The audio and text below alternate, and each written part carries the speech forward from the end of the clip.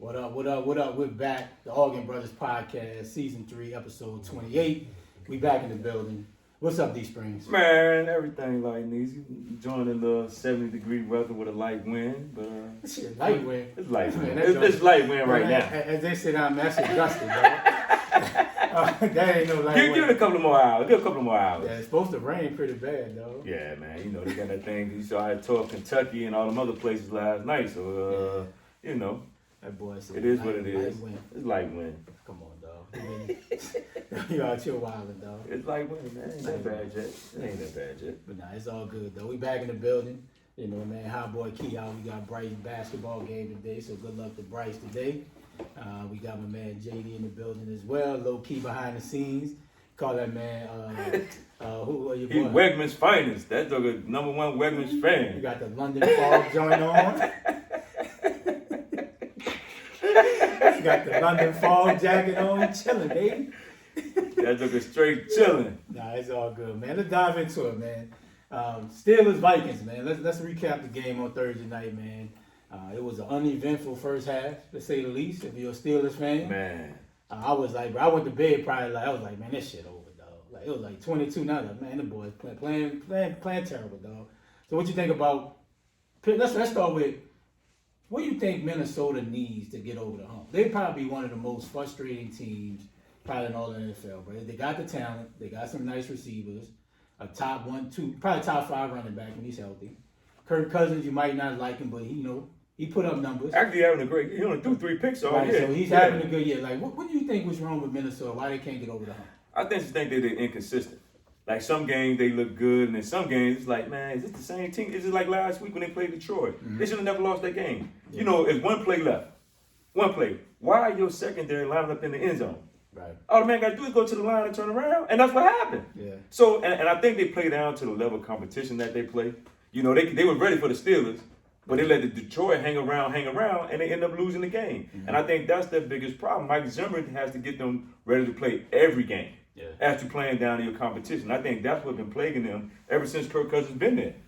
You know, he's had pretty good seasons, but at the end of the day, either their defense let them down or they turn the ball over. But they do have a good, solid team. It's just that they play to the level of their competition. Yeah, their defense is not as great as it used to be. Exactly. They don't get as much pressure as they used to. Exactly. But they got a dynamic offense, though. Yeah. That boy Jefferson a beast. Bro, that boy is a problem. Yeah, he is. No, that boy is a problem. Bro, I was like, every time it just seemed like that boy was open, though. And he does it week in and week out. Yeah, bro. And it does help to have Thielen on the other side. Yep. Because he gets open too. So, but like you say, it goes back to they're so inconsistent on when they play and when they don't play. Mm-hmm. And they don't get up for every game. So that's why then they're going to continue to struggle to Zimmer get to the point and say, okay, we got to play every game. And Jimmy might not even see him next season. He might not. Because he on the brink of not making the playoffs. Yeah, bro. And it's frustrating. Like I said, when you got that type of offense and you got Pat Peterson, he's not the Pat Peter of old. The boy You got Breland on the other side playing pretty decent you football. got Kansas City, you got how your boy Smith, the safety. Yeah, you got And Barr you got and some- Barr. You you got got good Barr, line. Yeah, you got good No, they got linebackers. good talent Yeah. in Minnesota, dog. Yeah. And they're in a division where it's not that hard. Nah, but the uphill battle, and then like you said, they beat Green Bay 2 weeks ago. But the problem is you can't beat Green Bay and then lose to Detroit. Yeah. I mean that's a problem. Yeah, it's and like I said, whoever gets that job and Mike Zimmer don't, make it, to next season, they got some talent. They got something to work with. They got something to work with. Yeah. You don't have to go in there and clean house. Like you got some solid Pro Bowl pieces Exactly. that you can work with, bro. And anytime you can get an offense that can score 24 to 30 points a game, bro, you should win some games. And you must win some games. Right? Your defense has got to be good enough. So Exactly. you can't play that. Look, the NFL is week to week. It's week to week. Bro, you cannot be playing down the competition. Bro. Exactly. You can get beat anytime. No matter you think like, oh man, this is a layup, cupcake game. Bro, them boys waxing you, dog. Exactly. But it was a good game. It's entertaining, bro. Pittsburgh came back in the second half. So what do you think about Pittsburgh, bro? Ben should have been gave it up or what? This is what's weird. Pittsburgh gets down, and then all of a sudden the light bulb go off. You know what I'm saying? They gets down and almost, and it's just like with the Baltimore game. They struggled the first half, and then the second half, the light bulb goes off. And they back in the game. They end up winning the game. Yeah. And I mean, and a lot of it has to do with Baltimore made mistakes down the stretch. Because me personally, I know everybody say he did the right thing by going for 2. It's a division game, bro. You kick the field goal. I don't care if all your DBs hurt. You kick the field goal, and then because it's a division game, you kick the field goal, and you try to win in overtime. Because if you look at it overtime, even if you have a tie in overtime, it really don't hurt you. It's not a loss. Yeah. You know what I'm saying? So at the end of the day, I just think Harbaugh should have kicked the field goal, kept the game going, and if you get the ball first, and if your team scored, now the game over. Right. But as far as Pittsburgh goes, I don't get it. I just don't get how you give up 167 yards on defense in the first half. Right. And 2 touchdowns. It's like that's, man, look, we could have gave the ball to Riley and she would have scored. I mean, that's what it looked like. Dalvin Cook was right there. It was on 7-on-7 drills, though. Bro, it looks so bad. In that bitch, bro. Man, it's like when you play pick 'em up, bust 'em up, you got one fast dude when you're a kid, and you give him the ball, and he's just running past everybody. I mean, it looks so easy. And I'm looking on the sideline, I'm looking like, okay, your offense is struggling. And what I didn't understand was why Minnesota backed off, because the first half, Ben couldn't even get the ball from under the center. Yeah, it was killing them. They were coming with blitzes. They were smashing them. He getting off the ground like, man, look, I'm ready to get him out of here. Yeah. But I don't know what's going on in Pittsburgh. I know they're young, but they do need to get a quarterback. Ben can't move at all. They should have got one last year, though. Like, even drafted somebody. I know they picked up Haskins, but they should have drafted one maybe 4 years ago, because you got to remember what people fail to realize. Ben wanted to retire 4 years ago. Yeah, he been teetering about it. And when you start thinking about retirement as a football player, dog, you need to get out of the way. I mean, seriously, you need to get out of the way. Yeah, you need to get out of the way. Yeah. But that's Pittsburgh, though. Then they O-line bad, too, bro. Like, Najee, bro, it's like, Najee one of probably the better young backs in the league. And for whatever reason, bro, like, it be 1-2 yards, gang tag. Like, bro, he just can't get right, dog. And I don't blame Najee, because guess what? He's running hard. The problem is, when he gets the ball and gets to the line of scrimmage, it's already 3 people waiting on him. Yeah. I mean, and I think that's another thing with running backs. People want to blame the running back. Well, he needs to do this, he needs to do that. But, dog, if your offensive line ain't blocking, and you see it all the time, where you have the guard and the tackle double teaming one of the D linemen, and the linebacker's free. Yeah. What are y'all not tape watching? You know what I'm saying? So I feel bad for Najee, because I mean, at the end of the day, he's gonna be one of the better backs down the road. And he's a good back now, but he's gonna be even better. But at the same time, he's not gonna last long if he didn't get no offensive line help. Yeah, and I think too, like going forward, if you're gonna focus on Najee, they need like a little change of pace type. They do. Like Najee, like he's leading probably the league in touches. Bro, he's top 2 or 3 in like touches per game. Yeah. Like you're gonna wear the man down. Yeah, especially with the offensive line, you're gonna get him killed. Yeah. So what do you think about like the controversy with Claypool? There's a lot of controversy. Claypool caught the first down.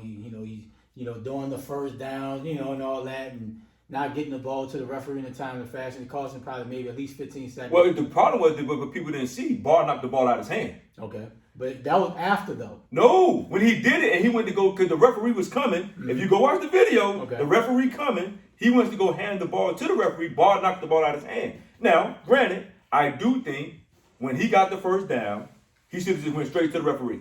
Because you're already, that was the middle of the field, so he can spot the ball and it's been a done deal. Yep. But he cost them when they was moving the ball a 15-yard penalty. Now Breland, excited, he messed with him. Mm-hmm. But at the end of the day, you got the penalty. Yeah. So you got to be a lot smarter. Claypool got to be a lot smarter. You are absolutely incorrect. Okay. That is not what happened. What happened? He threw, it was 4th down and 1. He threw the first down to Claypool. Claypool got up and did the first down sign. That's what he said. No, that was the problem. Why are you doing a first down sign? I don't disagree. When there's only 50 seconds left on the actual time clock. There was no need for it. He should have got up, threw the ball to the ref, and lined up because they had to down. They were trying to down. Why are you making the first down? You got to down. They had no timeouts. I don't disagree, bro. So then what's the issue with the center coming over there and checking the ball out of his hands because he was trying to get the Barr ball. knocked the ball out of his hand. Somebody hit it. Barr hit the ball. Barr, listen. He was trying to down the ball. No, he did the first down. The center came up there and picked him up and said, "Come on, grab the ball. Go look at it again." He pulled the ball out of his hand. Somebody hit it. Barr knocked the ball out of his hand. But what he should have did, he should have got the first down. What was the point of the first down sign? No, I agree with you. That was bad. That was bad. Yeah, that was bad. That's why people was knocking him because you're right. You showboat, you stunned when you got no time. He should have got up, ran to the middle field. You see a lot of cats now. They just spotting the ball for him. Spotting the ball for him, So put the ball on the ground, bro. Let the referee come and move it or whatever the case may be. And you set up now. After he did the first down, it was no need for it. And everything after that play doesn't even matter. True. Once he did that first down sign, it was no need for it. I'm shining, dog. You only have about 30 seconds left. Yeah. You have to line up. Yeah. They could have had another play. That play going to the tight end could have been another play after that. He wasted at least 10 to 15 seconds doing what he did. Even if they knocked the ball, it don't matter. He should not even did what he did. You're right. That's why Ryan Clark and everybody went in. That's why they have a problem with him. They're having a problem with him not for the things. Your action caused the reaction to go out there, and you cost your team an opportunity to have another play. It's that simple, man. All the other stuff, Claypool did what he did. Everything else don't matter if you sitting here making plays like that. Yeah. Great first down. You're excited. You're a young man, but bro, that was stupid. You're your second year. And between him and the defense, they got some shit to work on. They got a lot of stuff to work on. Well, Pittsburgh defense they have a lot of injuries. I mean, if you watch their play, they have a lot of injuries. They have a linebacker, secondary. Right? But even when Watt was in there, they were running down the throat. And then you gotta realize, Cook is he's a top 5, arguably. So Cook is a top 3 back. He is. And he is the engine to Minnesota. That's why they are up and down. Their offense is up and down because when Cook plays, it seems to be that Kirk plays well. And when he plays well, that's what they do. But their defense sometimes has limitations too. Their secondary is not as strong. They don't have a great pass rush. They don't get there all the time. And they're in a division where arguably the best top 2 quarterback in the league is in the division. Mm-hmm. And even when in the Minnesota game, they were up and Green Bay came back and Aaron Rodgers called them up in the second half. Mm-hmm. So it's just and Aaron Rodgers don't have nowhere near the weapons they have. Now, Rodgers only have one really true weapon outside of everybody else. So, listen, and it's a division for Green Bay anyway. Nobody cares. But Minnesota does have a lot of talent. Their defense has been letting them down this season. Kirk's been putting up numbers. And then, like I said, when Cook's hurt, Kirk tends to struggle. Right? So, this past week, though, Cook was out there cooking, doing what he do. Kirk was giving it up, too, as well. And Thielen didn't play. So, even though they do have a lot of weapons, it's always off-centered. And I think the one thing that really, really puzzles me and to me is the biggest problem is that their coach is a defensive coach. Mm-hmm. And if your defense struggling, you have a defensive coach. It's a problem. And they're not improving, it's a problem. Yeah. So it's just that right there in a nutshell is the reason why they're going to end up probably either not making the playoffs, or if they do, they're out the first round. It's out the first round. One and done. Right. All right, man. Let's jump into the New England Patriots, man. They beat Tennessee in a much anticipated matchup last week. where they threw the ball, 3 times? No, they beat Buffalo. Buffalo, much anticipated matchup with Buffalo. They ran the ball probably like almost 50 times almost. Threw the ball 3. Is New England the best team in the NFL? Nah. Okay. Nah. I think they're starting to get the ground beneath their feet, but I still think they're a little challenged in some places on offense. But for defensively, I think they're one of the best defensive teams in the league. But I still think they're a little more challenged on offense, and I want to see them like down the stretch, the second time against Buffalo. I think Buffalo was going to make some adjustments, and I want to see now that if he has to throw the ball, what he's going to do. But he's showing it though. Yeah, but I'm like, he's not consistently throwing the ball, because Bill's not consistently throwing. Because if you got a running game, why would I throw the ball anyway? So you got to throw the ball. Well, I mean, I'm just saying, if you don't have to throw the ball and you keep running the ball and the yards they was getting and playing, and as great as your defense is, why would I throw the ball?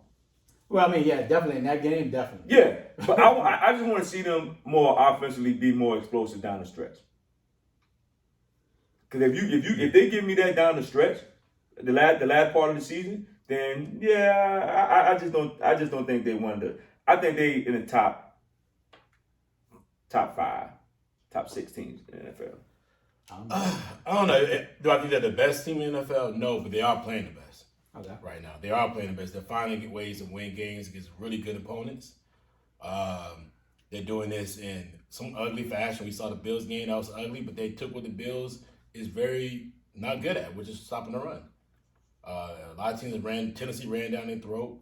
Other teams ran down their throat. Colts ran it down their throat. As other teams ran down their throat, they went with what the Bills are not great at, and of course the conditions of the weather out there. I mean, they chose not to throw a lot of passes. But, I mean, they went with what the Bills don't stop, which is the run. And it worked out for their success. I mean, winning games is what this is all about. And they're winning games in different fashion, which does make them probably playing the best right now. They are playing the best at this point of the season. Now, them boys down in Kansas City, they're finding ways to win the game too. Okay. So you got to give the Chiefs the same example out there. And listen, I mean, we see Lamar struggle right now, and the Ravens are losing a lot of players, top players at that.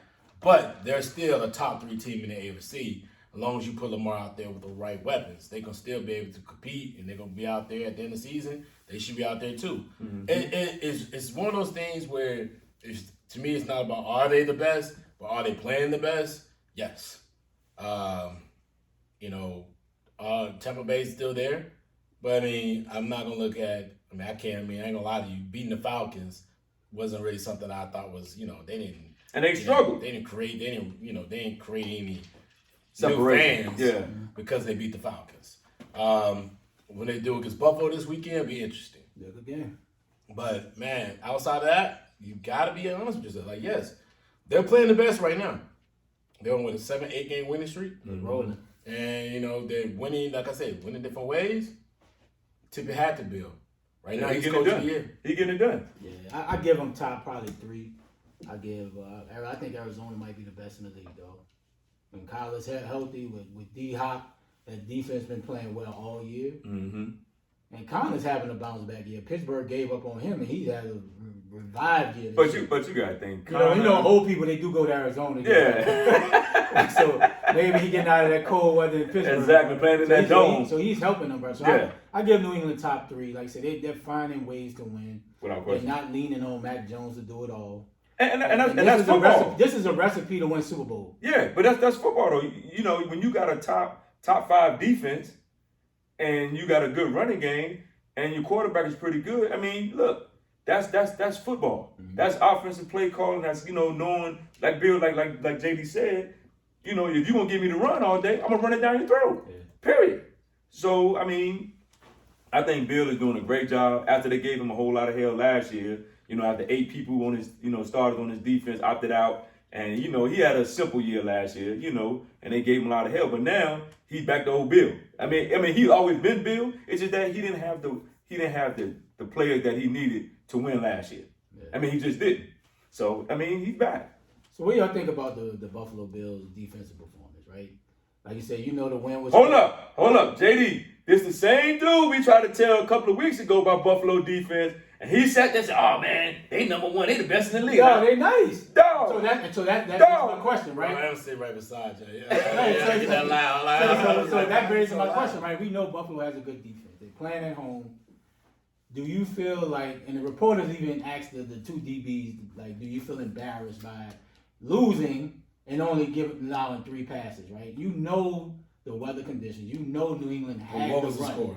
It was like 14-10, right? So they but I you know they I can't the score pass. is, but what was the score? I think it was like 14-10, right? Wasn't it? Right. So defense they played good, but they gave up almost 200 yards rushing when you. But that's that front seven. How many times was Buffalo in the red zone, offensively? They probably was in there. I can't remember. 4 times. Right. So They were 1 or 4. So that was my question. What do you think is wrong with Buffalo? They can't run the ball. Okay. That's it. I mean, defensively, if you're putting your strong package in, when you're putting in at least 8, 9 blockers to run the football. You got a fullback, you got your running game and running back. Then on the line, you probably got 9 blockers. I mean, you're attacking them in a way where they're gonna have to. What can they do? Mm-hmm. And they're not built really to be a type of team that's gonna be able to stop the run in that type of fashion. So they're putting their power package, their heavy packages. They did exactly what they're supposed to do. Mm-hmm. They ran the ball down because you're not built for that. But the score is 14-10. They had chances to win. Mm-hmm. I saw a ball go off of what's his face? Emmanuel Sanders? No, Diggs. Diggs, yeah. It was Diggs. The ball hit him in the head. Hit him right here. Hit him right in the head. Right here in the arms. Right, hit him right in the arms. They're deep in the first one. No, not the one. I'm talking about one in the end zone. I'm talking about the one in the end zone. Yeah, he threw it and hit him right in the arms. Yeah. They would have won. Like, they could have won that game. It was not because of the defense. That's why I feel like I understand why those guys got offended. It wasn't their defense. It's because the score is 14-10. Right. They kept them out the end zone. That's the key. Their problem was their offense let them down. Mm-hmm. They can't run the ball. Yeah. And they didn't even try to run the ball. They can't run the ball. And like you said, they can't. It's either Josh Allen, pull, and try to run the ball, or that's it. Because Singletary is only giving you like 3, 4, 5 yards. I think it's the O-line. It's the O-line. I don't think it's they don't get a push. They can't run it. And like you say, some teams in the league got good offensive linemen that can pass block, but when it comes to run blocking, they can't do it. It's just not a strength. Yeah. And you watched it in the game. I mean, but at the end of the day, it was 14-10. Mm-hmm. They're in the red zone 4 times. They got 1 touchdown. Yep. That's it. Yeah. The game is on them. It's not on the players. What else can they do? Yeah, true. I mean, at the end of the day, I think they had 200 yards rushing. They had like 230 yards total. Yeah. So it's not like they got 50 yards. So it's not like they were just dominating them. Yeah. And he realized one of the 220 yards of rushing was off a 67-yard rush. So a touchdown. So it wasn't. They didn't do anything that I think was spectacular. I mean, they just attacked where their weakness was. And they but pressure on your offense didn't give you nothing. Yeah, they've been struggling. And they've been struggling. Listen, and they've been struggling. Like it's amazing. Like the weapons. And this is what I have an issue with. Everybody criticized Lamar, but you don't really hear too many people criticizing Josh Allen for the level of play. And he has all his players. As Lamar, you got a receiver out here, you got running backs out. He has all his players. He has his core group there, and they still not getting it done. Yeah. And they coming up short in big games. They came up short. He came up short against Tennessee. He came up short against Indianapolis. He came up short this past weekend. And you've seen that he's been, you've seen that he hasn't been playing, on top of the world. Yeah. But everybody will give Lamar hell but he's limping. You got all these people hurt around him, but he's still going out there putting the team in position to win. As to this guy, it's like, yo, you got to do something. Yeah. You got to step it up. Yeah, they're struggling, man. They didn't even address the running back situation either in the whole season. It's tough. Like, but you need some type of running game besides Josh Allen. Yeah, but I don't think it's so much as the running back. The offensive line ain't blocking. It's the same situation in Pittsburgh with Najee. But you gotta stick with it though. Yeah, but that's my point. But you got to get them in the mode to say, okay, look, if I keep giving him the ball, and we ain't getting no yards, I mean, you got to have an offensive line so this man can run through. It doesn't matter how. And that's the problem with the Steelers. You know, if I'm getting the ball and I'm getting tackled 3 yards in the backfield, that ain't my fault. Yeah. I just think they need to adjust some of their play calling to help them run the ball. Mm-hmm. If you know you got to find other ways to do it. Yeah. All good, man. Yeah, they got to get it right. They said they just in the AFC Championship game last year. Yeah. And they doing it up and down this year. So let's get to the pick'ems. My man D Springs, his title has been taken. Keon has been doing an amazing job and is now already for. Hey, he need to do something. You can leave it with him. He took your job. That could be a trademark for him. He need to do it. He said, man, you've been doing it all wrong, dog. Well, he got it. We let him keep the job. He said he don't want it, though. He need to do something. He need to do something. That could be his job. You know what I'm saying? Everybody else working hard. That could be his job. We're going to get a T-shirt, and now we're ready for football. Just for Keith. Just for Convo Keith. Convo Keith. It's been a minute. But now, here nor there, let's get into the pick'ems, man. I heard they call that shade, folks. I heard the young women say, that's what you call shade. Oh, the women say, right? All our lady listeners, let me know is that what y'all call it? Because I heard of that. You know, for us men, we call it something else. But I heard that shade. You know what I mean? A little shade in there, right? Yeah, it's been about a month. A little palm trees, not even that part, not even the combo and key part. Like, yo, like this, you need to do something. Something sounds like a little shade to me. I don't know, man. I'm just here so I won't get fined. Just here for the beverages, huh? Yeah, just for the beverages, right? I heard that's a little shade right there. All right, no shade. You know, it's out there. Let's go. Hey, listen, man. I respect that. I can respect it. Let's get to it, man. Raiders go to KC. Man, KC. KC, okay. Yes, sir. JD. Yeah, I go with KC on this one, man. All right, I got KC for a sweep. They playing better bad football, so let's do it. D Springs, your team, the Washington football squad. I'm going with us. Sure, though. Yeah, we're going to get that 5-game win streak. So you talking like yo. Give me the keys to that game, though, right quick. The keys to the game is this. The front Let's line say right quick, by the way. Hey, we got to get pressure. We got to get pressure on that. And on the offensive side of the ball, we need McKissick. McKissick has to play. He playing this week with a concussion? I think so. Okay. But because Gibson can't do it by himself. Yeah, 1 o'clock. He can't do it by himself. And I think the quarterback has to make better decisions like he's been making. But down the stretch, he's been making some shaky decisions when he got into the fourth quarter. So we need him to play better, and McKissick needs to play for us to have a chance. That's a lot right there. Dallas. I got Dallas too. Yeah, I'm sorry, man. Hey, no problem. It's all good. You know, hey, I go along a lot. Oh, I know. You know what I mean? I take it to the wilderness myself all the time, the wilderness. All right, let's go, bro. JD, 49ers go to the Bengals. I'm going with this one. Yup. I like the Niners. 49ers. I like the Niners. All right. 49ers. I just don't believe in the Bengals, bro. Yeah, Bengals laid the complete egg last week. I thought they'll play better, but Yeah, I didn't pick them. yeah, I'm going with them boys. No, but I did pick them. Yeah, I didn't pick them, man. I was upset, boy. I was upset.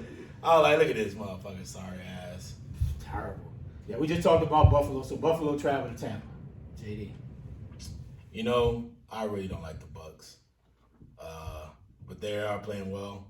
But I still pick Buffalo. I just don't like I just don't like the Bucs. I would rather choose something else. I'm about to say something else, but my mother may listen to this.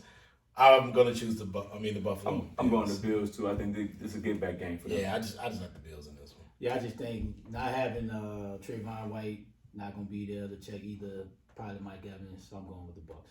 Okay. All right. Monday night, we got the Rams traveling to Arizona. Who you got, these Springs? Woo! It's a good one. Arizona. College should be back. D-Hop had a good week last week. I think they get this one a close one. You know, I've been picking Arizona a lot. I mean, over everybody else. Sometimes I pick the Rams here and there, but I like the Arizona in this game. I just feel like it's not even a home factor because they don't have much of a home field. Mm-hmm. but man, like it's just they just have the Rams number. Mm-hmm. They just have the Rams number. So I'm gonna go with the Cardinals in this. It'll be a sweep, so I got the Cards winning as well. Okay. Kyler, just too much Kyler Murray. Okay. All right, let's move. College football has been real hot right now. We're gonna start with the Clemson Tigers. Coach Curtis. So, as you know, everybody know, Clemson's probably one of the It is an elite program within college football, and it always seems like their coaches never get hired by other schools or other head coaches want to pull someone off their staff. So this is the first time in a long time Dabo has to deal with losing any coaches, let alone now he's lost his defensive coordinator in Venables, and he lost Tony Elliott to head coaching job of Virginia. Mm-hmm. So I'm going to start with the Clemson alum. Should we be a little bit concerned about Clemson losing OC and DC this year? Nah.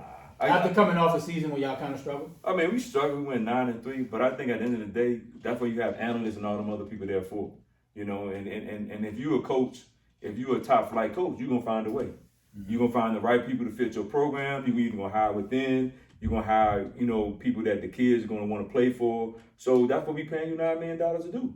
I mean, at the end of the day, you getting paying big bucks. You got to figure it out. Yeah. Because people gonna leave all the time. It's just that it's been a good thing for us that no one never left in the last 10, 12 years. Mm-hmm. So by that time, you should be grooming people because that day is going to come where these guys are going to want to be coaches or want to be head coaches.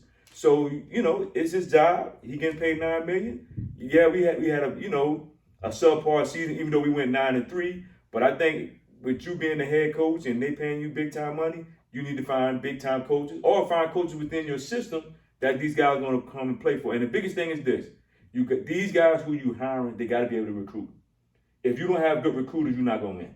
Thanks. And that's just the bottom line. So whoever he hires as the HC and the DC, they got to be able to recruit to bring people there, or we're not going to win. Then that's just what it boils down to. JD. So JD's, you know, Alabama Crimson Tide fan. He's used to this. First of all, let me give you applause for that. You had a long, dragged out story right there. But let me give you another one. Welcome to what we've been going through for years on top of years. And then the fortunate part about you guys is you've kept the same coaching staff for so long, so that continuity's been there. And you've had, I'm pretty sure when they know what Dabo needs, they don't really have to ask. Yeah. And then when Dabo needs something for them, he don't really have to ask. They probably can think the same way. There's synergies there. And they're able to, it reflected on the field and the coaching and producing a high quality, highly efficient ran organization. But when you have to produce that, where you're having a coaching recycling being going on all the time, that is something that's even more incredible. So I want to see what you guys look like when you don't have Venomans there, right? Or you don't have, I don't know, what's the name? Tony Elliott. When you don't have those two guys there to lean on and to realize, like when things are overwhelmed for Dabo, you know, to have somebody in there that can really, or the new guys, where they have Dabo's ear the same. Yeah. Where he depend on them the same way. I mean, this is not the only thing that's going on with just them guys. I mean, there's a lot of these coaches that are going to have these issues, exactly. Right? I mean, Coach Kelly only brought one coach with him to LSU.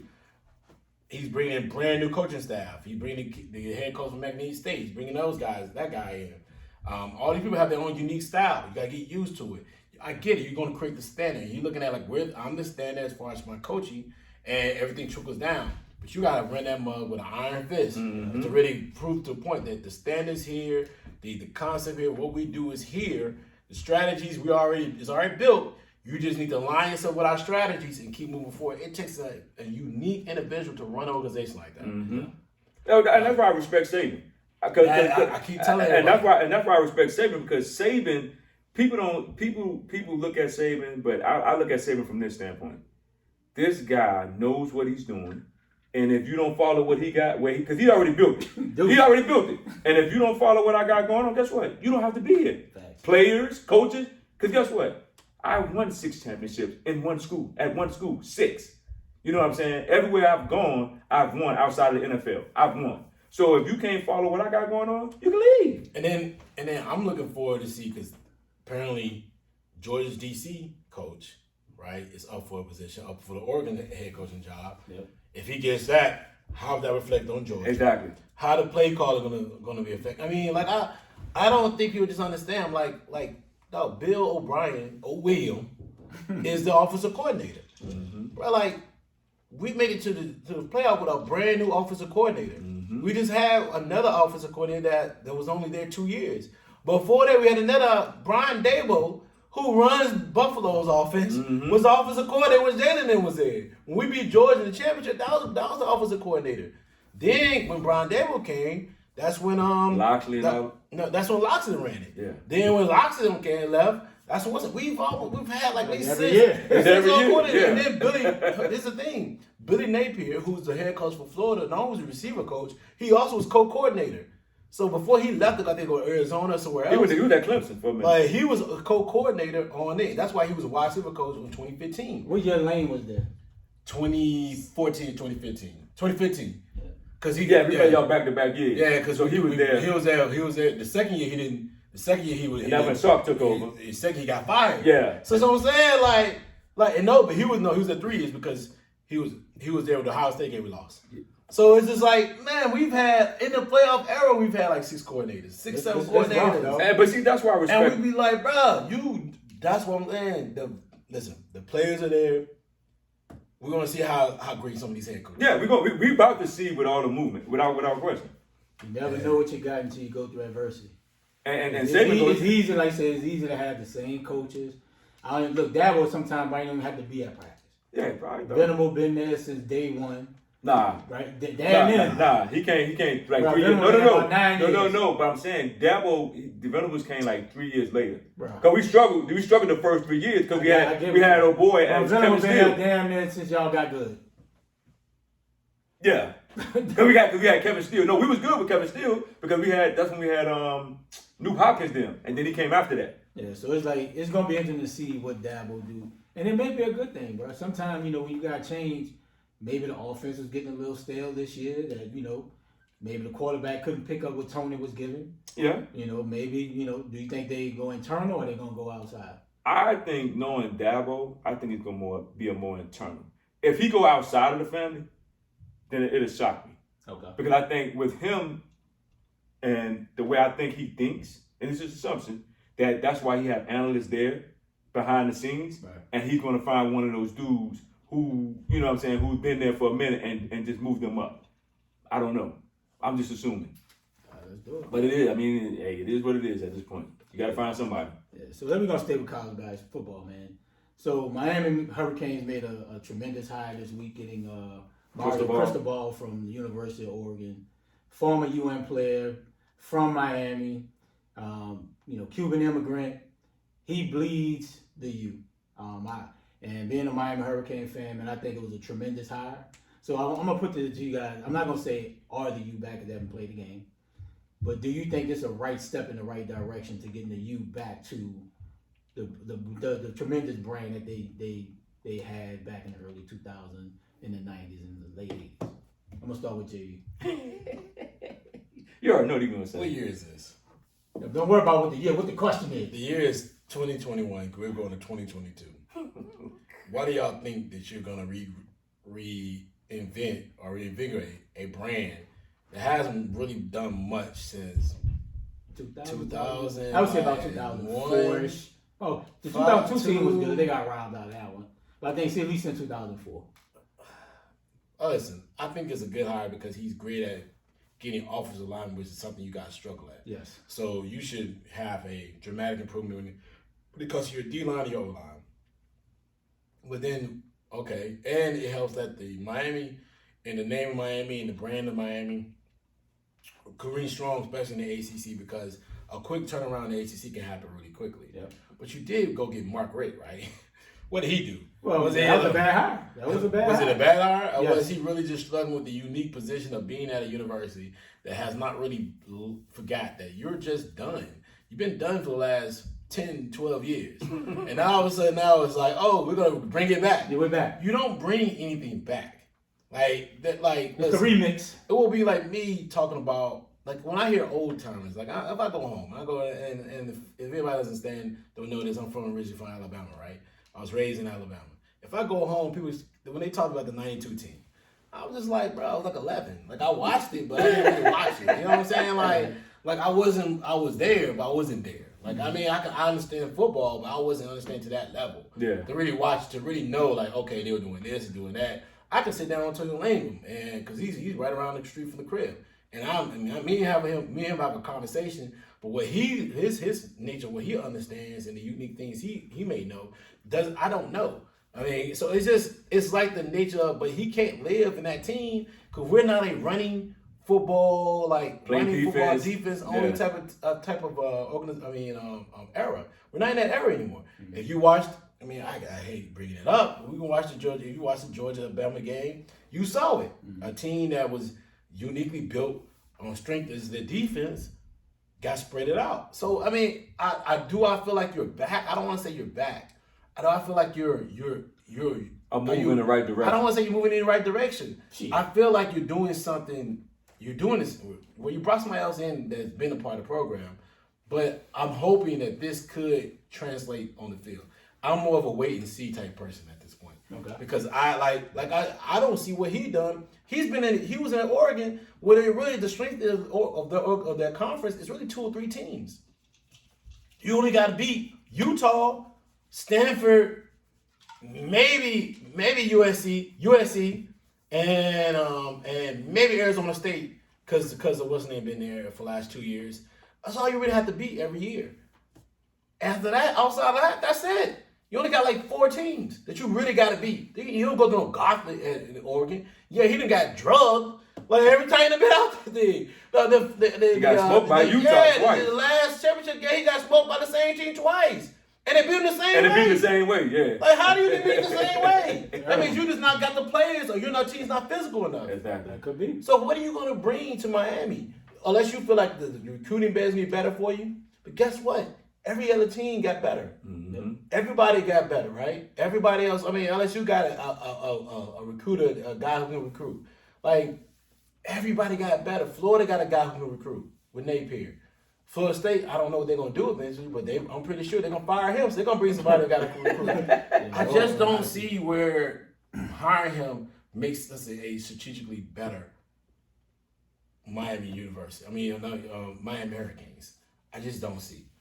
I got to wait and see. We're going to see. D-Spring, what you got? I feel the same way. Boy, you're a hater. No, this is the thing. You can bring coaches back to an organization, and they still don't improve. Now, like you said, if the recruiting gets better, and he has better assistants, better coaches around him, and the guys in Miami don't leave and go to other schools, then I think it's a step in the right direction. We have to see what they're going to recruit. Like, are they going to be in the top 10 this year? Are they going to be in the top 5 or the top 25? You know what I'm saying? I think the biggest thing for Miami right now is keeping the players in Miami at Miami. And I think if he does that, I can see them moving down, kicking the can down the street and moving into another direction. Because we don't know what Miami, we really don't know.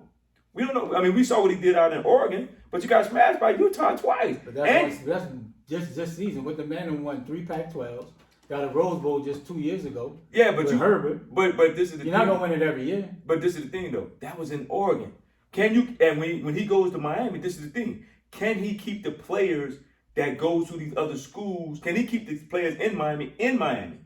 If he does, because that's really the issue with Miami. A lot of those players in Miami are going to Alabama, coming to Clemson. So if Cristobal can keep the players in Miami, and I'm talking about the 4-5 stars in Miami, then I think Miami can go in the right direction. But if he can't get a handle on that, then it's gonna be the same situation that it is now. He has to get a handle on the recruiting. Say, bro, if you can get people to go to you been in Eugene, Oregon before? Nah, nothing's there. Yeah, but this is the thing. So he has been one of the top recruiters to get a ton of talent to go to Oregon. Ton.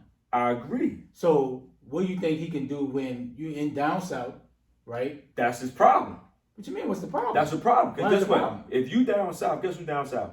Alabama right next door. You're not gonna get everybody. I agree with you, but this is the thing. If he's not getting the cream of the cream and the cream of the crop in Miami, if he's not getting those guys, it's still gonna be a problem where he's at. Why would it be a problem? You're not gonna get every 5-star. I know. Like, these kids just going to Alabama's a hot program, Georgia's a hot program, Clemson's a program. Like, you're just not gonna keep everybody home. You're not, but if you can get some, but you gotta get the core and develop these kids. What Miami has lacked over the last the decade, for 2 decades. Passion at the coaching, right? Mark Richt was a horrible hire, right? Yeah, he brought stability, he brought leadership, but he didn't do nothing at Georgia, and then Georgia had a ton of talent. You go get the boy from Temple, Manning. Not Manning, the other coach. The one we got fired. What's the boy? Him. Yeah. Horrible hire. Manning was just he was a DC. That's just, we didn't spend him. All right, we're going to hire him. This is the first time, bro, since Bush Davis, they've invested into the program to where football means something. Well, you had to get rid of the AD. Blake, terrible. You had to get rid of AD. Now you got Ramovich, I think it is, from Clemson. So he understands. He built a powerhouse at Clemson, not only just from a team on the field, but the business side of things. Yeah. I'm sure y'all got immaculate, probably facilities, all that, right? And now it seems like Miami, now they got the, energy back. They got all these billionaire boosters popping out of the woodworks. I like the hire because the passion is there, right? If you build in the trenches, you're going to win a lot of football games.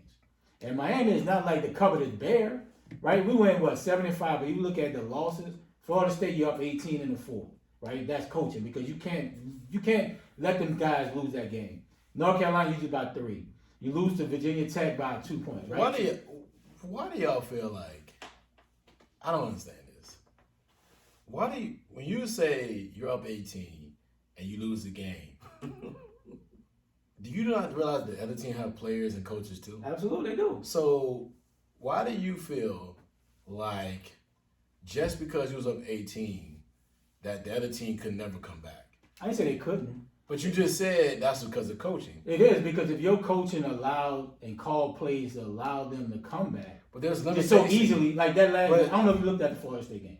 I didn't, but I can tell you that there's limitations to your defense. Right, and guess who's the head coach? That's why. And guess who's the defense coordinator? Yeah, but that's what I just told you. There's limitation to your defense, which means that the other team attacked your defense in a way to allow them to come back. Absolutely. Also, that means that your offense was not moving the ball because of the fact that they were able to get the 18-point mount comeback. But they were up by 18. What are you talking about? What do you mean the offense ain't mounting nothing? You weren't moving the ball because if you were moving the ball in the third or fourth quarter. We were up in the last, we was up 18 with like 10 and 11 in the fourth quarter. I'm telling you, the offense defense got to stop somebody. No, but your offense also can be. They're not going to score every possession. No, but your offense can also be a catalyst for your defense because the fact is your offense could have moved the ball, ran the ball efficiently, and kept the team on the field. It comes to coaching. Is that just coaching or because your line's not that great? I didn't say those lines were great. Or they didn't. They're not great. And that's where Crystal Ball comes in. Former O-lineman, Oregon has always had a great O-line, right? Shoot, I couldn't tell the other night when we talked It happens, dog. Like, some teams just got your number, right? But you lost to Stanford, and Stanford was bad. I ain't Oregon fan to my y'all. I'm just saying, dog. But you're bragging on his accomplishments. Like this I'm dude not bragging. like What we've had to what we got now is a vast improvement, right? Recruitment is the key to everything, any new coach. If you don't recruit, no matter what coach you got, it don't matter. But I think the passion and what having Miami back, I think you got pieces. Van Dyke is he's going to be a Heisman candidate next year. I guarantee it. I don't disagree with that. Right, so you just need a O-line to protect the boy. But we don't know if Cristobal is the best hire until he starts playing. Of course, but it's a step in the right direction. You that man ain't gonna be no Heisman or fucking candidate. Brother Ball threw for 3,000 yards in 9 games. He threw for 300 plus and 3 touchdowns and 7 starts. Against who? It don't matter. I don't care who he's against. Doesn't matter who he's against. Man, you played because Bryce Young. That's just like Bryce Young. Who y'all played? You played the minimum. You played the minimum of your schedule. I can say the same thing about Bryce Young. No, you can't. Outside of Georgia. No, you can't. Who y'all played? He dusted y'all. Oh, come on, dog. That's one team. That's 2 teams. Okay, that's 2 out of the 10. No, he dusted every team he played against. No, James, don't come on, dog. Stop it, bro. At LSU. But you act like y'all played a gauntlet. You act like y'all played a gauntlet schedule. No, Van Dyke is okay, bro. Why are you crazy? Bro, you crazy. Jan, you crazy. That pretty good, Jan. Let that boy play 10, 12 games. He put on $4,000. Nah, he was gonna start with the kid from Cali. Unless that kid get injured. Garcia probably would have, but he didn't. And that boy took advantage of that opportunity. Yeah, I mean, but Van Dyke took a hold of that bitch and running with it. That boy will not be no high. Shit. He'll be high. Bruh. I ain't gonna say he's gonna win it, but I think He gonna be up for it? He's gonna be in the conversation. Yo, if you playing this bad with a bad O-line, what do you improve? Like Bama line been great all year. No, but you talking about we talking I'm just Miami. saying, bro. You talking like we played. I don't see it. Yeah, Bama. Yeah, I Bama watched played. I didn't see it. James act like you ain't watching Miami. How you somebody didn't see They it? do pretty good. I did watch the game. Man, come on, dog. You act like y'all played the schedule like when LSU won the title. Yeah, they played a lot of top 5 teams. First of all, no, y'all didn't play a tough schedule either. First of all, LSU schedule that year was overrated. Call it what you want, bro. Call it what you want, dog. They play who on their schedule. Watch at the end of the year. They play who you on their schedule. Go back to the end of the year. All the top teams they played, everybody like, oh, they played. That was pre-ranking. If you go at the end of the year, yes, it does. Yes, it does. That's pre-ranking. First of all, it does, man. That's the dumbest shit you ever heard. When they played, them boys played ranked teams. No, it's called. They had pre-ranking. It was AP pre-ranking. At the end of the year, you go look at the real teams' record. They were not the same records, bro. It was not the same. A lot of those teams were not in the top 15, not in the top 20. They weren't there. I could go pull up for myself. You pull up on your phone. They weren't there. Unless you played a tough schedule that year. No, they played. But you act like Alabama playing a tough schedule every year. No, we played. We played tough enough. No, but just what I'm saying, dog, tough enough.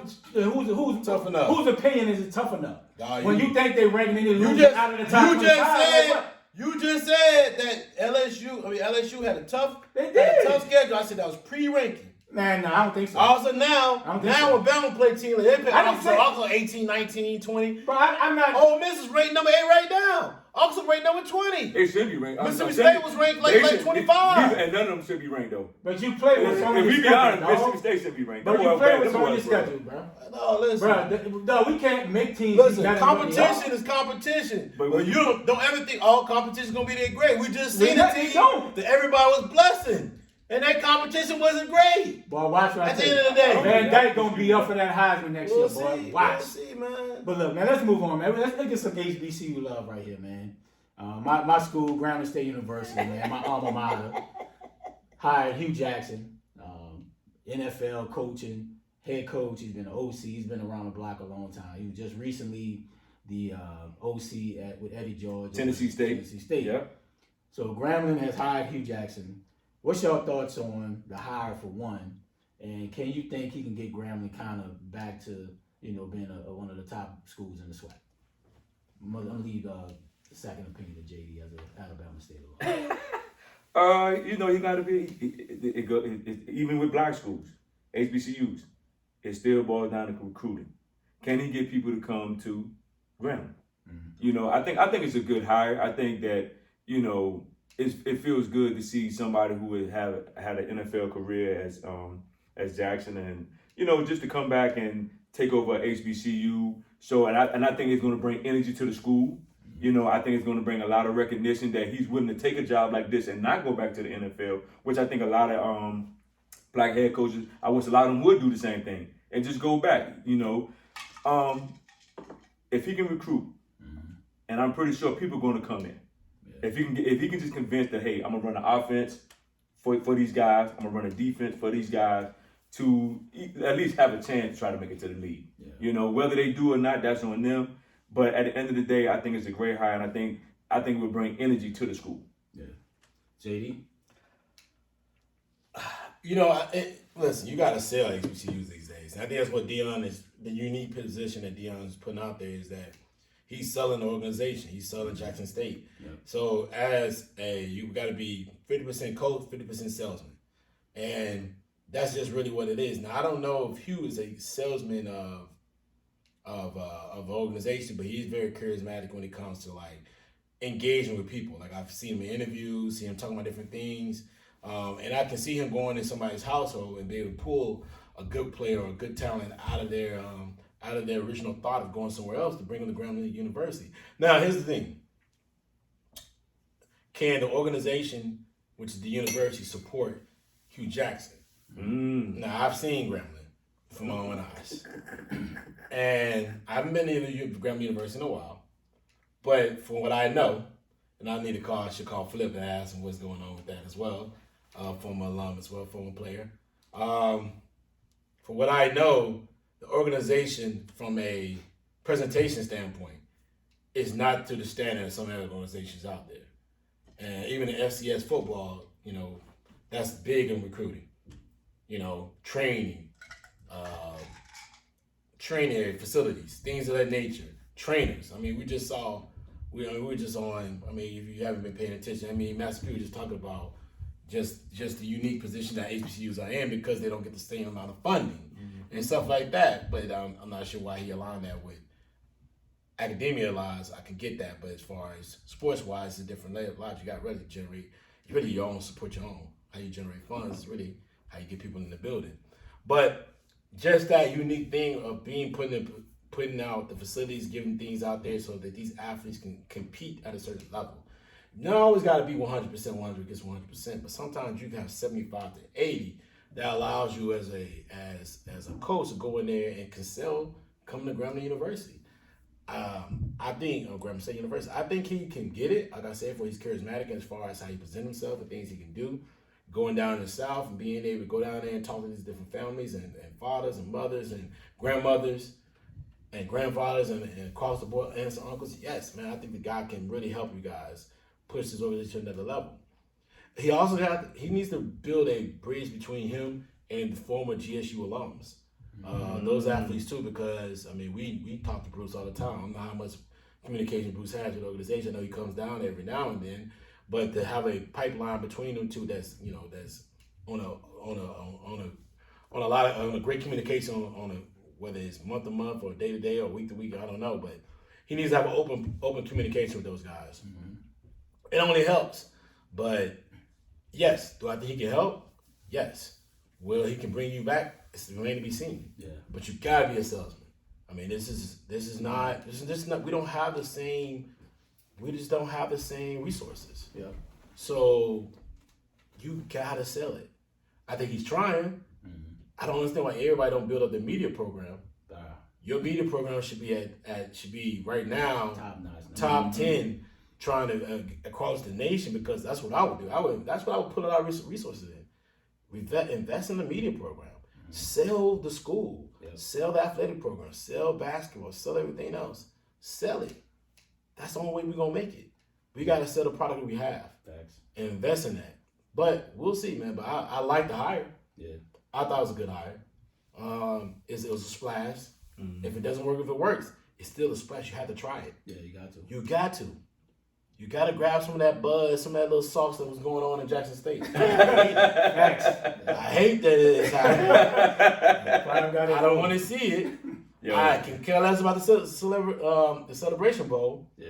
But you got to do it. You got to sell it. And they done sold it out. And what's crazy is both teams done sold it out. Yeah, you got to do it. South Carolina State sold all 50,000 of their tickets. You gotta do it. I'm surprised they got 50,000 tickets. I didn't know it's. I don't think Georgia got only. How many they seating there? It's around like 75. Well, let me rephrase. They sold out all their tickets. I thought around like 50, but I think both of them. I think both schools sold out all their tickets. Of course. So the money's gonna be there. And this is the thing.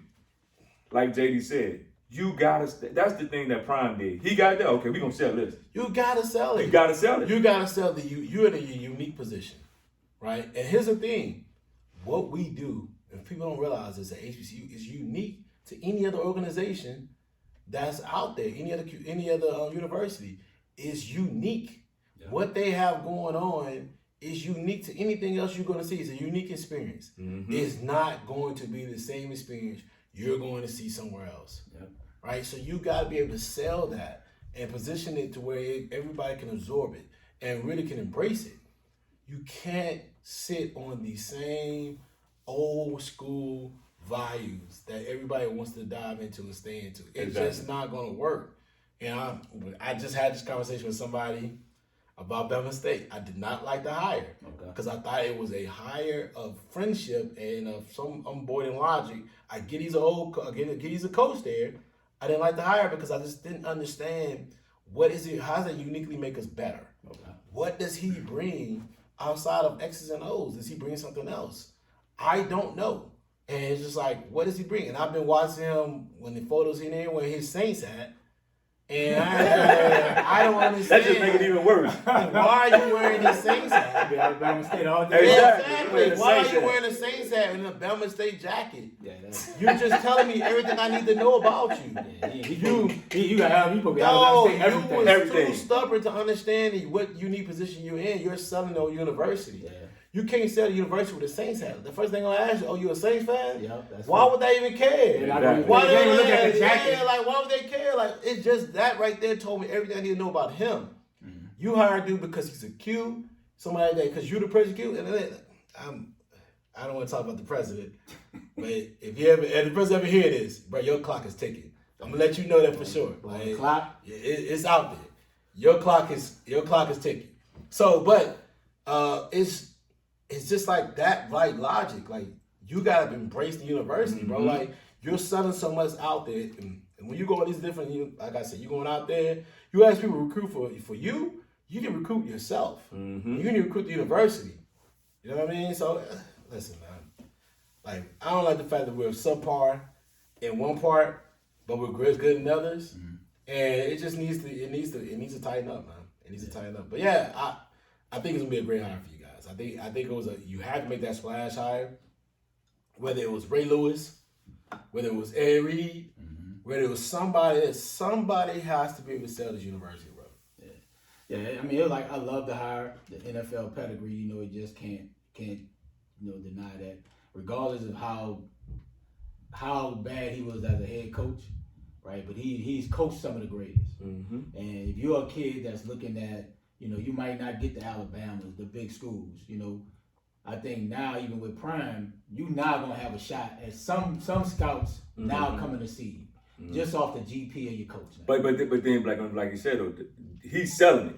You gotta sell it. You gotta be that mouthpiece, dog. Like, and Stu ain't the Prime, but he has a charismatic, when you say him in interviews, but it's just he just needs to be himself. Don't need to be nobody else. Don't be phony. And tell him, look, I done coach the best. You want to be the best, come down here at Grambling State University, right? Be that change. Ride the HBCU wave. Now, for me, and my friends, we were just talking about, like, from recruiting. Like, recruiting is everything, right?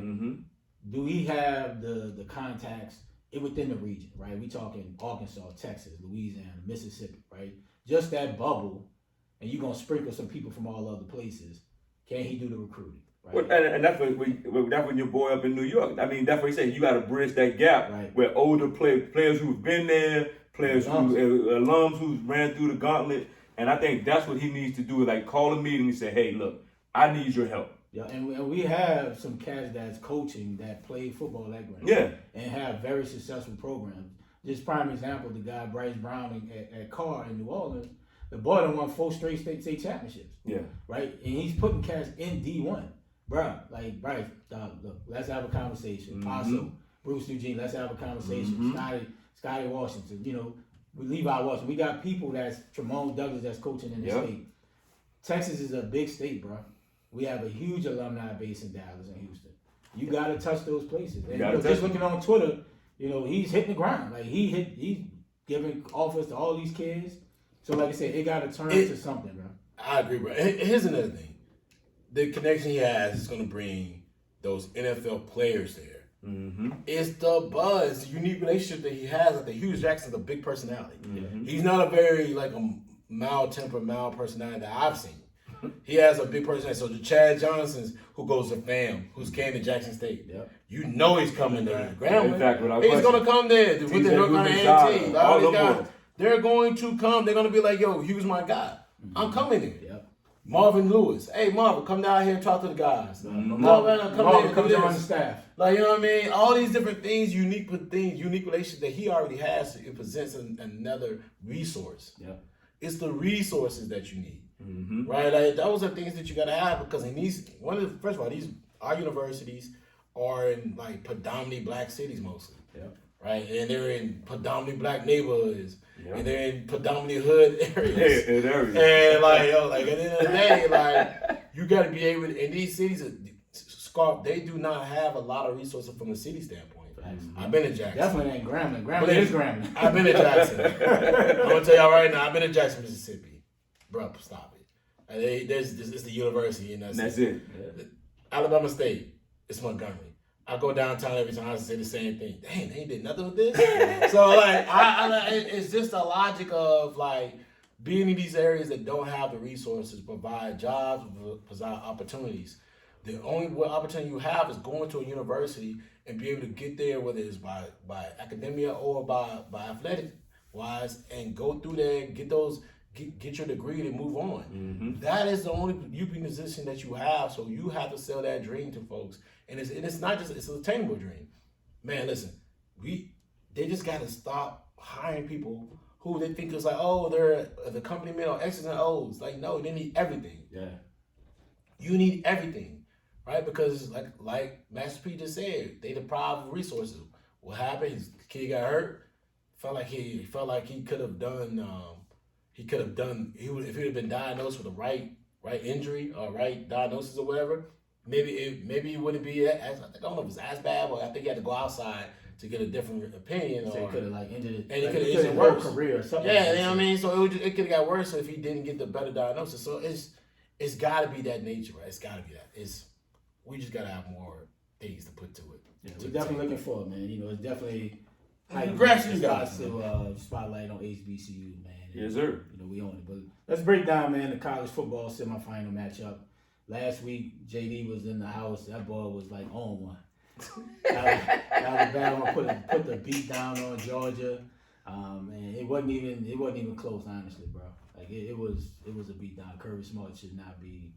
He should be a little nervous going into the semifinals. So by the time we record, the semifinals will, it won't be because we're gonna be off for Christmas. So let's break down the matchup. We got Cincinnati going against Alabama. We got Michigan against Georgia. I'm gonna start with JD. The Cincy Bama matchup. I know it's gonna be a blowout, but can Cincy hang around? I'm gonna start with D Springs and then leave with Jay. Okay. I think Bama wins the game. I think Cincy start off. I think in the beginning it'll be kind of tight, but I think Bama wins it by 14-21. Because I think, and the only reason I say that is I think Bama, after beating Georgia, and in the last couple of weeks, Bama has had some like subpar performances. But when they played Georgia, I think they got their mojo back. And I think when you give Nick Saban 2 weeks or a damn near a month to prepare for you, he's gonna stretch you. He's gonna really stretch you. He's gonna find your weaknesses and he's gonna handle the business.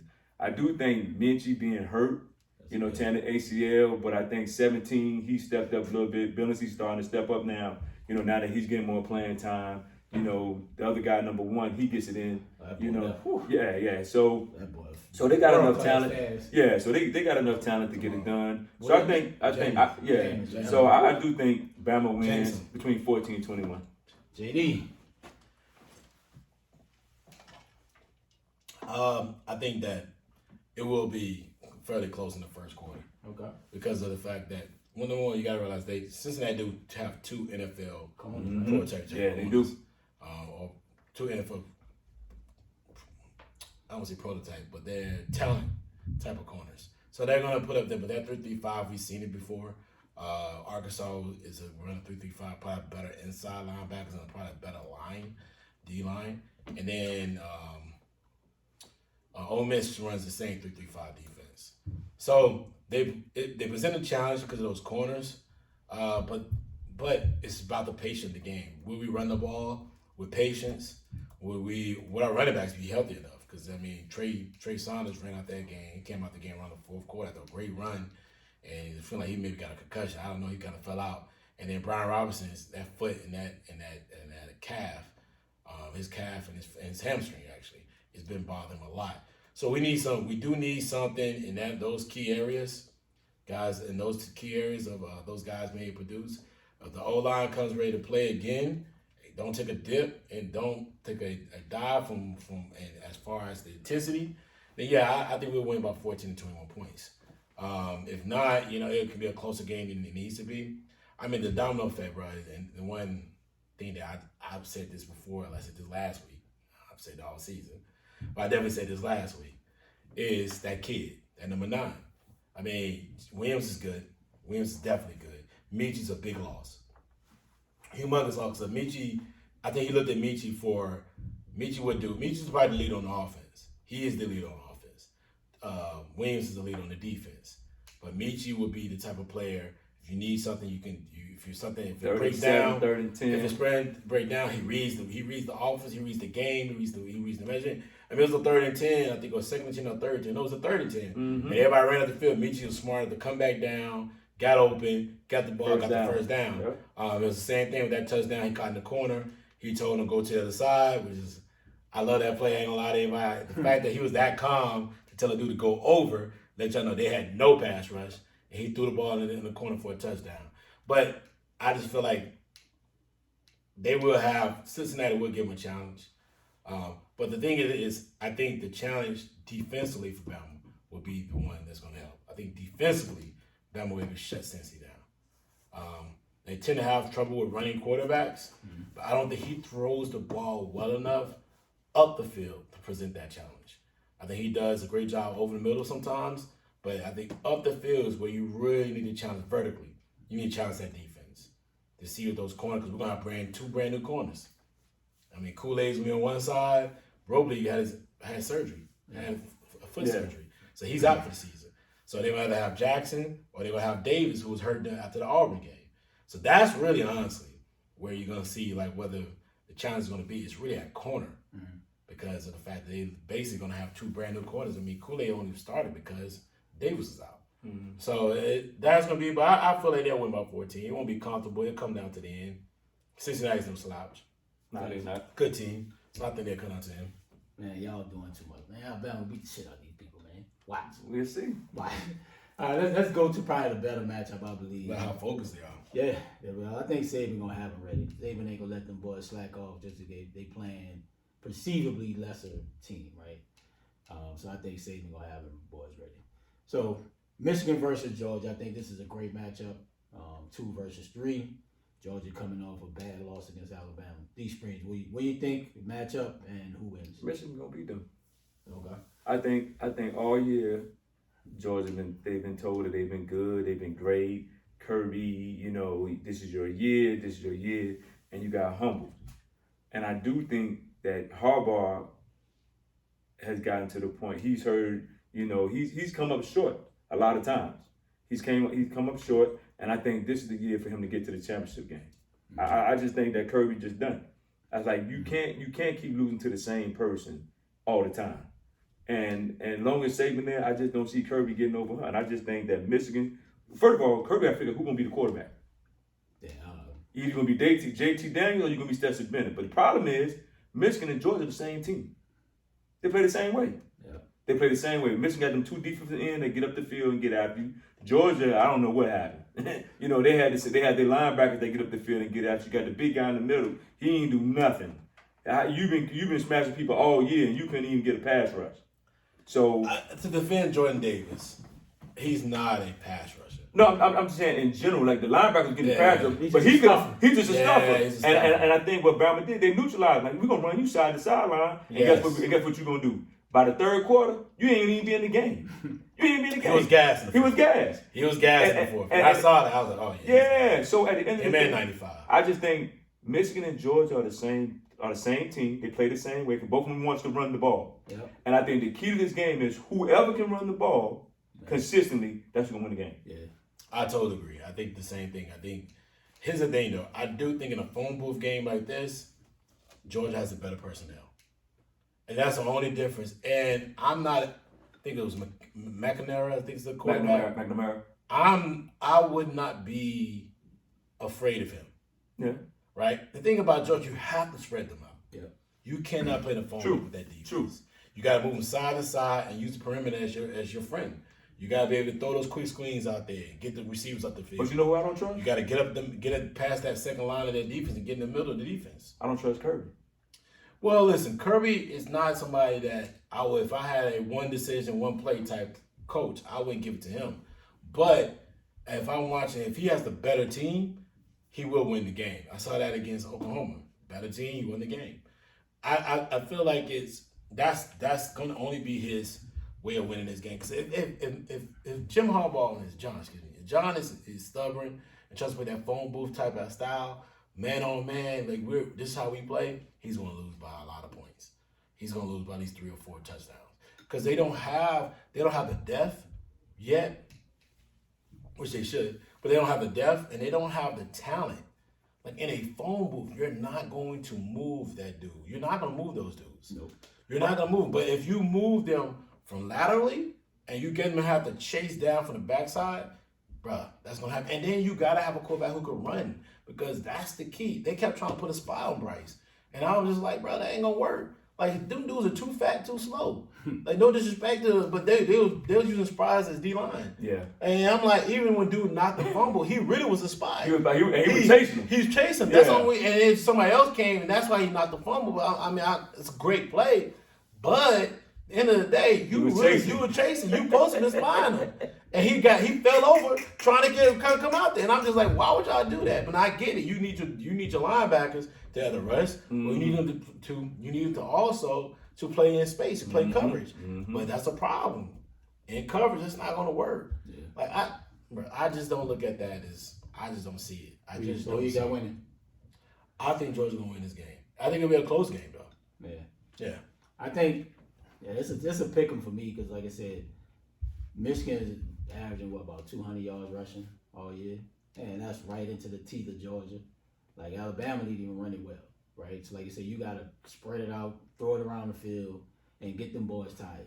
So if Michigan can throw the ball somewhere, bro, at least get the 200 yards pass, I think they'll win. And the flip side, because if Stetson Bennett ain't throwing the ball well and he's thinking it up, that's what caused the problem. Michigan got a good defense. And they got them defensive ends gonna get after him. Number 55. Yeah, and Hutchinson, they gonna get after him. Yeah, it's a toss-up, but I think I'm going with John. I'm going with Michigan, man. I think UM beats Georgia in a real close game, probably a 3-point game, real close. Like one of them last possession type joints, man. So we'll see. But real quick, man, I want, Celebration Bowl is in Atlanta next week. We'll be, the game will be over by the time we record, right? So let's get a quick pick 'em. J-State versus South Carolina State. D Spring. Your former school. Yeah, I went there You first. went for A hot year. Boy, you got a little HBCU in your dog. Oh, all day. Both my parents graduated from HBCUs. I got to go with J-State. Yeah. I mean, the Joker got that thing smoking down there. And them boys are playing. And even now, they've on offense has progressed throughout the whole season. Because I watched them throughout the season, and now their offense look a lot better than where they started out. And the defense, they get it in.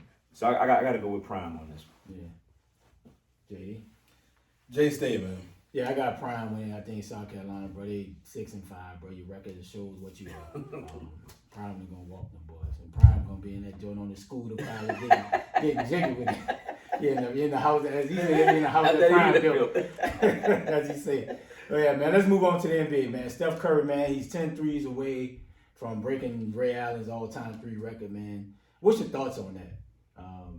Some people always say Steph is the cat that revolutionized the shooting within the NBA.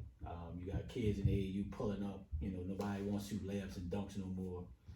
What do you think about the record? What do you think about the record, and will the record be broken again? Because Steph is still young. He played probably half the game that almost 978, I think it was, versus around 13 something.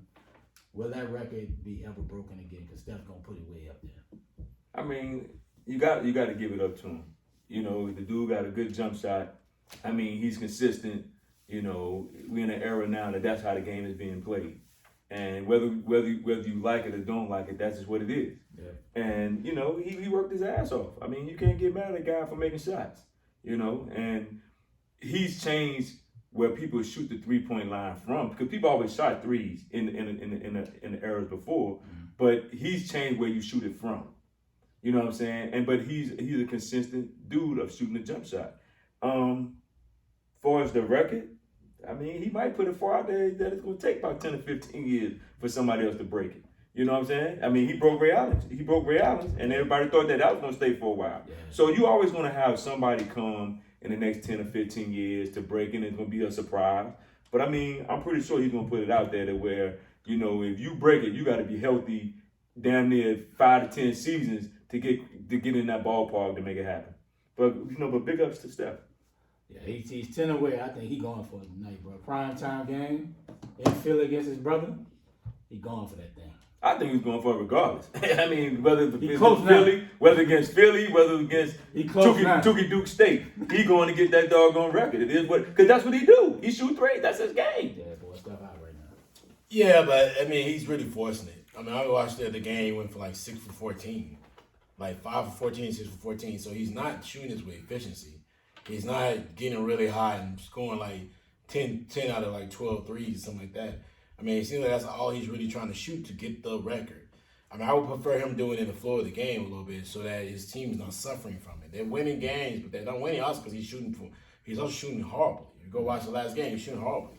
So I prefer that he does this in the flow of the game that allows the team to really, allow his team to benefit from it so that he's just not, if it takes 2 games to do it, it takes 2 games to do it. Your team shouldn't have to suffer because you want to shoot 23s in the game. You're going to try it. I just don't understand that. Yeah. Like, it's not efficient. It doesn't make sense. And the one thing about him that I think we all was impressed with was just not his shooting. I mean, you can shoot 23s a game. You hit 10, that's great. Exactly. But we always look at the efficiency part of what he does in the game. To me, was probably what people were impressed the most. That he shot like 40-something% from the 3-point line. That's crazy. And yet he's shooting like 8 to 10 to maybe 12 threes a game. That's crazy. And he's doing it shooting at 30, 40 feet. That's better, but I mean, he needs to be more efficient. I mean, his work doesn't come off with that great of a taste for me if he doesn't shoot better. If this is a flow of the game, he gets extremely hot and he scores and gets the record, great. But if this is just some free fall where he's shooting 33 threes in the game, I don't want to see that. I want to see him do it in the flow of the game. And if the threes are open, it's wide open, he hits it, great. If he doesn't, like if he has I think a performance he had like 3 or 4 or 5 years ago at Madison Square Garden when he got really hot. Or the time when he got hot against OKC and he basically won the game. You know what I mean? Like, I want to see that. Yeah. And if he don't do it that way, I don't want to do it. And then the record don't mean that much to me anyway because he plays piss poor when it comes to like getting down to the playoffs and the finals. Mm-hmm. Yeah. I need to see what he does in the finals to really give him more credit for a lot of stuff he does. Mm-hmm. Yeah, I think it's a great record, man. Just the less amount of games that Ray Allen played to what he's played to be able to break this record, probably almost 400 games less. But then that shit crazy, though. But the defense and all that is different too now. Yeah, and it's a different brand of basketball now. But I think it's one of those records, bro. It's gonna stand for a while, bro. Because you gotta make a lot of them. You might, Steph has the green light. Right, and a lot of cats may not have the green light like Steph, like bro. So yeah, I think he breaks it tonight, man. Prime time game, but we'll see. So that's a wrap, fellas. Great episode. Any parting words, D Springs? Oh man, just rest in peace. One of my homeboys, Russell Draper, who died this week, died on Thursday. As a matter of fact, he been going through a lot of things. After he had a car accident, he was in a wheelchair for a long time. So big up to rest in peace, Russell. Prayers go up for his family. And this is like the second dude who done died around our block in the last couple of weeks. Last guy was Tony Krim. He died. He was in a car accident. So, it's been rough around my little hood that I grew up in, and I known these guys for a long time. So I just want to send prayers up for them and their family. JD. Yeah, I mean, prayers up for that, man. I'm sorry to hear about your no friends passing away. Demarcus Thomas, him passing away, that's tragic as well. Man, everyday life is not given, so we just gotta stay focused, stay driven, and keep moving forward, man. So, all right, folks, we just gotta get to it. All right, bro, get us out of here. Let's do it.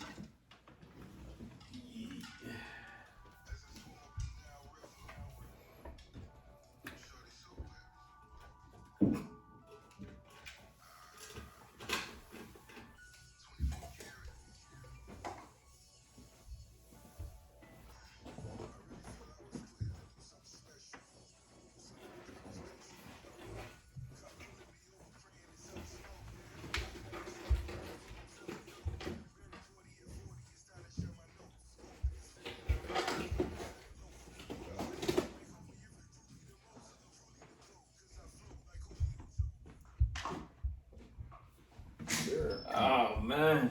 Hey JD. Look. Old girl call you back?